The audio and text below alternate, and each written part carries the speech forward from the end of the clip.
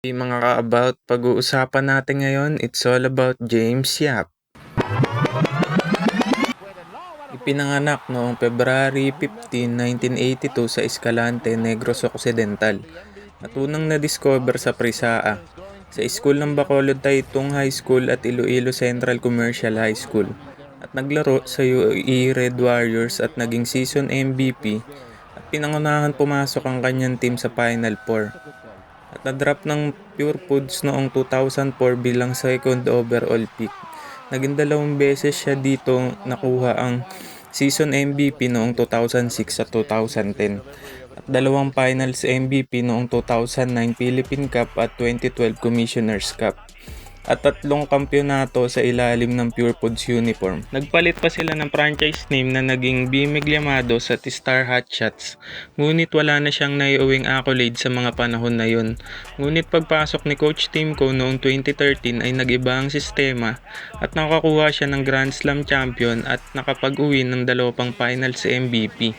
At 4 pang kampyonato at masasabi kong dun na pinaka nag-peak ang karir ni Man with a Million Moves.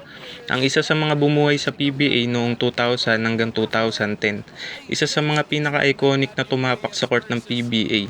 At isa sa mga hero ko kaya naglaro ako ng basketball.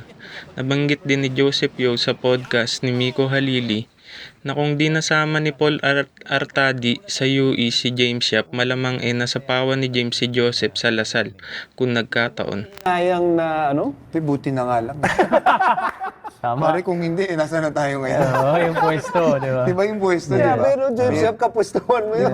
James Yap, si Rene Ritualo, di ba? Ang hirap, di ba? Kaya, pero yun, first time ko nakalaban yung kayo, Paul, sa Yes. Absolute, di ba? Juniors. Narinig ko rin James Yap. So, yun talaga. Balita ko rin talaga, Lasal talaga yun, di ba? Kaya, buti na lang. Actually, kaya rin ako napunta ng Lasal. Kasi, syempre, si James, nauna yan eh. Nauna sa akin, di ba? So, last year na ni Renren na lang.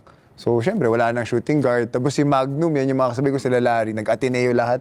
Kasi sila yung magagaling nung high school, Larry, tsaka si Magnum sa 2 guard. Tapos nauna. So, yun, kaya napunta ako ng Lasal. Kasi, So, pasalamat ka pala dito kay Paul. buti na lang, pare.